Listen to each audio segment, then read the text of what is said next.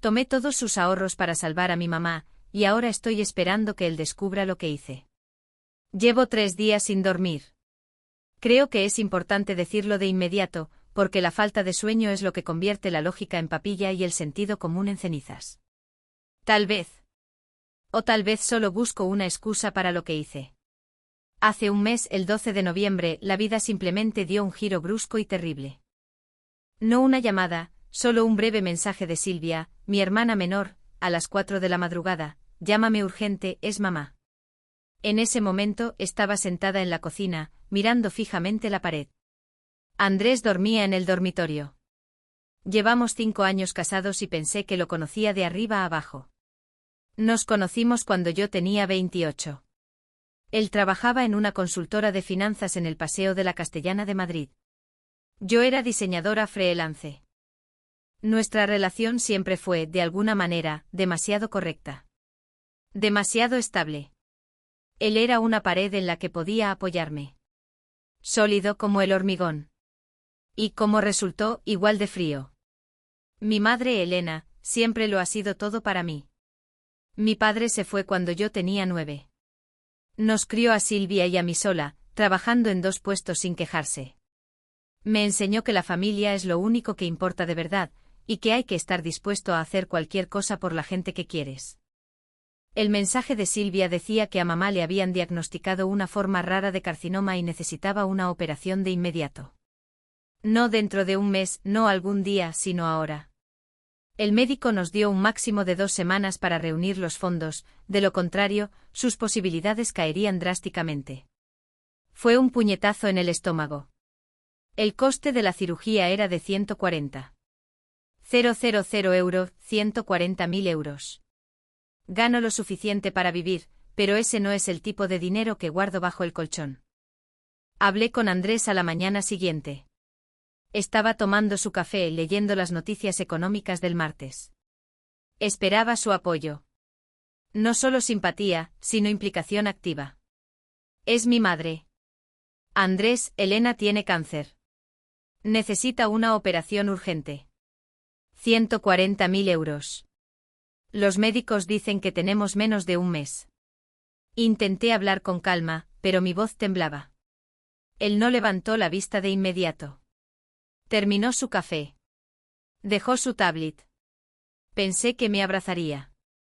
Me diría que todo iba a salir bien. Pero simplemente me miró con su mirada de trabajo. Con esa mirada, ¿sabes? Cuando te evalúan como un activo o un pasivo en un esquema de negocios. Mira, Daniela, dijo, entiendo que esto es difícil. Pero ¿sabes dónde están nuestros ahorros? Esa es nuestra entrada para el piso en Barcelona. Llevamos 8 años ahorrando para eso. Hay 165.000 € allí. Sí, lo sé. Pero es mamá.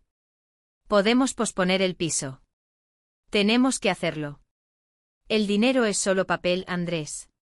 La vida es una. Suspiró. Profundamente. Como si le hubiera pedido que se mudara a otro planeta. No, Daniela. No es solo papel. Es nuestro futuro. No estoy dispuesto a arriesgar nuestra estabilidad financiera por esto. Tenemos seguro que cubra una parte. Silvia probablemente tiene ahorros. Puedes pedir un crédito. ¿Un crédito? No tiene tiempo para solicitudes. El seguro cubrirá migajas, ¿sabes lo raro que es este caso? ¿Y qué tiene que ver Silvia con esto? Soy su hermana mayor. Tengo que hacerlo. Es mi madre, Andrés. Exacto. Tu madre. Este no es mi problema, Daniela. Este es un problema de tu familia. Simpatizo contigo, pero no voy a dejar a cero nuestros 8 años de esfuerzo. Punto final. Fue entonces cuando sentí que la pared que creía que era se desmoronaba, y detrás de ella había vacío. Él me cerró el paso cuando yo necesitaba su mano. Priorizó un montón de dinero, ladrillos y una hipoteca por encima de la vida de la persona que más significa para mí. No podía creer que el hombre con el que planeaba envejecer pudiera ser tan cruel. Al día siguiente comencé a actuar. Conocía la contraseña de su caja fuerte y de la cuenta donde yacían esos malditos 165.000 €. En la noche del 15 al 16 de noviembre, mientras él dormía, transferí 140.000 € a la cuenta de Silvia. La cantidad total. La operación ya está programada. Ahora estoy esperando. Esperando a que abra la caja fuerte para revisar documentos, o simplemente que inicie sesión en la banca online y vea que su futuro se ha esfumado. Los días siguientes fueron una obra maestra de actuación silenciosa. Me movía por la casa de Chamberí como un fantasma, mis entrañas revueltas mientras mi rostro se mantenía perfectamente neutro. Andrés no sospechó nada. Iba a su oficina, volvía a casa, discutía sobre índices bursátiles y me preguntaba si me había acordado de llamar al agente inmobiliario sobre los documentos de preaprobación de hipoteca que eventualmente necesitaríamos. La ironía era sofocante. Cada vez que mencionaba nuestro futuro piso, sentía un nudo frío y duro apretarse en mi pecho, el mismo que se formó en el instante en que dijo: «Ese es un problema de tu familia». Evité mirarlo demasiado de cerca. No podía arriesgarme a que captara el destello de rebelión en mis ojos. Durante 5 años había sido la esposa que apoyaba, la que mantenía las finanzas ordenadas, la que se reía de sus chistes insípidos, la que nunca causaba problemas. Me había amoldado a lo que él necesitaba, estable, predecible, fácil. Pero bajo esa fachada cuidadosamente construida, la verdadera Daniela, la que literalmente vaciaría una cuenta bancaria para salvar a su madre, había estado despertando silenciosamente. Y estaba furiosa. Silvia estaba fuera de sí. Me llamaba susurrando constantemente, aterrorizada de que mamá pudiera escuchar, aunque mamá se estaba recuperando de las pruebas iniciales en la clínica San Carlos y con demasiado dolor para sospechar. Silvia era la pragmática de la familia, siempre preocupada por la logística. Daniela, esto es enorme. ¿Estás segura de que no podemos conseguir un préstamo puente? No quiero que te enfrentes a la ira de Andrés sola. La corté tajantemente. No hay tiempo para préstamos, Silvia. El quirófano está reservado. Y no te preocupes por Andrés. Si pregunta, yo me encargo. Tú solo concéntrate en los cuidados postoperatorios de mamá. Lo estamos haciendo sin importar las consecuencias. La profundización del conflicto no era solo por el dinero, era por lo que el dinero representaba. Para Andrés era control, seguridad y nuestro plan colectivo. Para mí, era una medida de su amor y compromiso. Al negarse a ceder, no solo denegó los fondos, invalidó mi principal relación, mi vínculo con mi madre. Recuerdo estar sentada en mi mesa de diseño, mirando un logotipo a medio terminar para algún cliente corporativo, y pensar: él valora una entrada para un piso más que la paz mental de su esposa. Esa comprensión fue más afilada que cualquier bisturí. Corroyó los cimientos que construimos. Comencé a investigar sutilmente los procedimientos de divorcio online, por si acaso. No porque quisiera divorciarme, Dios, no, todavía amaba la idea de Andrés, el hombre que creía que era, sino porque conocer el panorama legal me hacía sentir menos atrapada. Me daba una fuente secreta de poder. Aprendí sobre los bienes gananciales, las cuentas conjuntas y la rapidez con la que las cosas podían ponerse feas cuando ese tipo de dinero estaba involucrado. El silencio en la casa se volvió pesado, algo tangible. Andrés notó mi cambio, por supuesto. Ya no lo molestaba con planes para el fin de semana ni me ofrecía a organizar sus cenas de trabajo. Yo estaba distante. Una tarde me encontró mirando por la ventana, sin siquiera intentar parecer ocupada. ¿Qué pasa, Dani? Has estado completamente ida desde el lunes. Es mamá. ¿Dicen algo nuevo los médicos?, preguntó, su tono ligeramente cortante, más preocupado por las posibles malas noticias que afectaran su horario que por mi angustia real. Me giré forzando una sonrisa tensa y débil. No, nada nuevo. Solo cansada. Creo que necesito unos días para mí, tal vez ponerme al día con algunas lecturas. Trabajaré desde el cuarto de invitados este fin de semana, solo necesito tranquilidad. Asintió, aliviado. Claro. Pero no te quedes muy atrás con el proyecto García. Esa fecha límite es inamovible. Se alejó volviendo a su despacho en casa, satisfecho de haber gestionado mi arrebato emocional. No tenía idea de que la tranquilidad que necesitaba no era para leer, sino para armarme de valor para la demolición que ya había puesto en marcha. El reloj estaba en cuenta regresiva para el día D, el momento en que abriera ese portal bancario. Sabía que la explosión no solo sería ruidosa, sería aniquiladora. Seguía repitiéndome que la supervivencia de mi madre valía cada pedazo de la vida que estaba a punto de detonar. El día de la demolición programada llegó justo a tiempo, exactamente 4 semanas después de aquel aterrador mensaje de texto a las 4 de la mañana. Mamá estaba en quirófano, Silvia estaba de vigilia en la cafetería del Hospital de la Paz, aferrada a un café tibio, enviándome actualizaciones cada hora. Yo estaba en casa, sola, esperando que Andrés se estrellara contra el muro que yo había levantado a su alrededor. Le había dicho que me tomaría unos días de salud mental, y que estaría en el apartamento de una amiga en Valencia. Una mentira completa, por supuesto. Estaba sentada en el sofá de nuestro salón, vigilando la puerta principal, con cada músculo tenso. Él regresó a casa temprano, alrededor de las 4 de la tarde y 30, 4:30 de la tarde. Esa fue la primera anomalía. Andrés nunca volvía antes de las 7 a menos que hubiera una gran corrección del mercado o una reunión de emergencia. Oí la llave en la cerradura, y mi corazón golpeó contra mis costillas tan fuerte que pensé que podría magullarlas. «Daniela, ¿estás aquí?» Pensé que habías ido a Valencia, llamó sonando confundido. Me levanté lentamente del rincón sombreado de la sala, tratando de parecer ligeramente sorprendida, no culpable. «Oh, Andrés.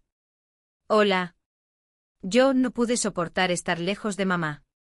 Regresé esta tarde para esperar noticias de Silvia. No quería preocuparte mientras trabajabas, así que iba a enviarte un mensaje más tarde. Dejó caer su maletín de cuero junto a la mesa de la entrada, cerca del portal de Almagro. Parecía exhausto con la corbata ya aflojada. «No uses la mentira de Valencia conmigo, Dani. Llamé a Carmen hace 20 minutos para ver si te había visto. Dijo que cancelaste ayer. Entonces, ¿qué está pasando? ¿Por qué estás merodeando como una adolescente que ha roto el toque de queda?»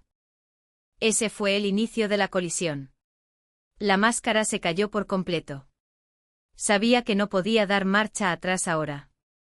Tomé una respiración profunda, saboreando el regusto metálico de la inminente perdición. «No estoy merodeando, Andrés. Estoy esperando noticias sobre la operación de mi madre. Y estoy esperando que reconozcas que tomaste una decisión el mes pasado, una decisión que me mostró exactamente cuál es mi lugar en tus prioridades». Su rostro se endureció al instante. El agotamiento se desvaneció, reemplazado por el control helado que sabía que significaba problemas serios. «No empieces de nuevo con esto, Daniela. Te dije soy comprensivo, pero el fondo para el piso es innegociable. Es nuestro compromiso. Era nuestro dinero, Andrés. Y yo tomé una decisión sobre dónde ese dinero tenía que ir. Tu compromiso con una hipoteca no significa nada cuando la madre de tu esposa está luchando por su vida y tú prefieres proteger tu futura plusvalía a salvar a una persona». Me miró fijamente, completamente desconcertado por una fracción de segundo, luego sus ojos se entrecerraron con una realización predadora. «Espera un momento. No habrás tocado los ahorros, ¿verdad? No me mires así. ¿Lo hiciste?» No dije nada. Simplemente dejé que el silencio le respondiera. La presión del aire en la habitación pareció disminuir. No necesitaba confirmación, la cantidad faltante ya le estaba gritando. Pasó a mi lado caminando directo hacia su despacho, sus pasos rápidos y furiosos, el sonido resonando en el suelo de madera. Escuché cómo la silla se arrastraba hacia atrás y el clic frenético del teclado mientras iniciaba sesión en el portal bancario.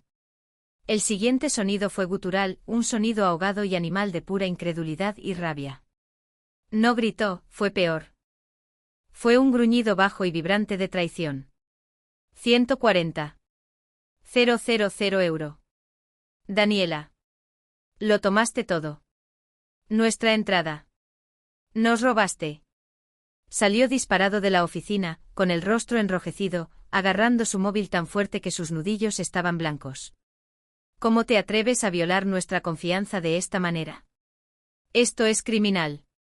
Te llevaré a juicio. Me aseguraré de que pagues hasta el último céntimo, empezando por liquidar cada activo que posees. La crueldad de su reacción, amenazando con acciones legales contra mí mientras mi madre estaba bajo anestesia, fue la confirmación final que necesitaba. La discusión ya no era sobre dinero o la cirugía de mamá, era sobre la dominación absoluta e implacable. No estaba de luto por la pérdida de fondos, estaba enfurecido porque yo me había atrevido a tomar el control y usar nuestro recurso sin su consentimiento por escrito. Tú me amenazaste el mes pasado, Andrés, dije, mi voz firme a pesar del temblor que comenzaba en mis rodillas. Dijiste que no ayudarías. Trazaste una línea en la arena, y yo la crucé. Elegí a mi madre. Ahora tú eliges lo que quieres hacer a continuación. Pero entiende esto, no me arrepiento de haber salvado su vida. De nada. Parecía listo para abalanzarse físicamente, pero se detuvo, respirando con dificultad. Esto no ha terminado, Dani. Ni mucho menos. Acabas de empezar una guerra que no puedes ganar. La guerra comenzó inmediatamente, tal como Andrés había prometido.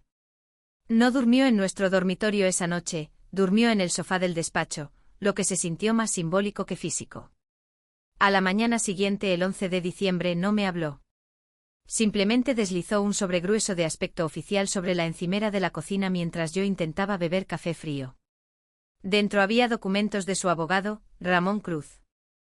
Una notificación formal de separación, una demanda para la devolución inmediata de los 140.000 € y la congelación de todas las cuentas conjuntas. Todo sucedió en 24 horas desde que descubrió la transferencia. Fue una maniobra fría y calculada. Esto no era ira, era una política de tierra quemada. La cirugía de mi madre fue un éxito, gracias a Dios. Silvia me llamó llorando de alivio y por un momento fugaz, sentí la intensa y profunda satisfacción de saber que había hecho lo correcto. Había asegurado su vida. Pero ese alivio fue rápidamente engullido por la aplastante realidad de mi propio matrimonio desintegrándose y la precisión vengativa de Andrés. El núcleo del conflicto pasó de salvar a mamá a la legalidad de los bienes gananciales. El abogado de Andrés argumentaba esencialmente que yo había cometido un robo de un fondo conjunto destinado a un propósito específico y mutuamente acordado, la entrada para el piso. Mi ingreso freelance era estable, pero mínimo en comparación con su salario en la consultoría financiera. Sabía que no podría devolver esa cantidad rápidamente, y mucho menos mientras contrataba a mi propia abogada, Sofía Ruiz, para luchar contra él. Pasó una semana en este silencio infernal. Nos comunicábamos solo a través de documentos legales y notas cortas e impersonales sobre Pipo, el perro, o las facturas de servicios. La tensión emocional era tan espesa que sentía náuseas cada vez que él entraba en una habitación. Estaba viviendo en un vacío moral, segura de mi decisión de salvar a Elena, pero aterrorizada por las inevitables y costosas repercusiones. Luego vino la reunión con Sofía Ruiz el 18 de diciembre. Era astuta sin rodeos y me expuso la cruda verdad, sin pruebas de coacción o un acuerdo financiero explícito. Andrés tenía un caso sólido para la devolución, incluso si moralmente parecía monstruoso. Lo único que podría cambiar esto, Daniela, dijo Sofía, golpeando un bolígrafo contra la mesa, es la prueba de que Andrés tenía otros activos líquidos que estaba ocultando, o que los fondos no eran estrictamente conyugales. ¿Sabes de alguna otra cuenta grande? Negué con la cabeza. Andrés era meticulosamente transparente con respecto al fondo de la casa conjunta. Pero entonces, mientras Sofía guardaba su maletín, algo hizo clic. Un recuerdo aleatorio de hacía 3 meses. Andrés había estado en una videollamada nocturna con su jefe, y le había oído decir algo sobre una cuenta privada en Luxemburgo que se estaba configurando para bonificaciones discrecionales que evitaban la fiscalidad estándar. No le había prestado atención entonces, lo descarté como jerga típica de las altas finanzas. Pero las palabras volvieron a mí, claras como el agua, Luxemburgo. No le dije nada a Sofía todavía. Fui a casa y pasé toda la noche haciendo lo que Andrés me había enseñado, excavación financiera profunda e implacable. Revisé viejos documentos fiscales, correos electrónicos archivados de su cuenta de trabajo y notas crípticas que había dejado por ahí. Era como buscar una aguja en un pajar digital, pero lo encontré, un número de referencia, enterrado en un PDF de revisión de rendimiento trimestral con fecha de enero del año pasado. Estaba listado bajo revisión de cumplimiento offshore. No era un número de cuenta bancaria, pero era un ID de fideicomiso. Al día siguiente, el 19 de diciembre, llamé a un investigador privado. Necesitaba confirmar lo que sospechaba: Andrés no solo estaba siendo egoísta, estaba siendo engañoso. Si tenía 165,000 € para una entrada, pero estaba escondiendo en secreto fondos no declarados mucho más grandes en el extranjero, todo su argumento sobre estabilidad financiera y riesgo era una mentira egoísta. El investigador privado me devolvió la llamada 2 días después, el 21 de diciembre. Su voz era baja y profesional. El ID de fideicomiso, señora Ruiz, pertenece a una sociedad holding privada y considerable en Luxemburgo. Su valor es significativamente mayor que la entrada que usted tomó, y se abrió a nombre de Andrés antes de su matrimonio, pero se realizaron depósitos sustanciales después. La shock fue una ola física. Andrés no solo era frío, era un mentiroso. Tenía un fondo secreto, una red de seguridad valorada en más de €500,000, que nunca reveló, mientras me negaba el acceso a fondos conjuntos para una emergencia de vida o muerte. Esta no era una elección entre salvar a mi madre y salvar mi matrimonio. Esto era un imperativo moral. Andrés no solo había puesto el piso por encima de mi madre, había puesto su riqueza secreta e ilícita por encima de todo.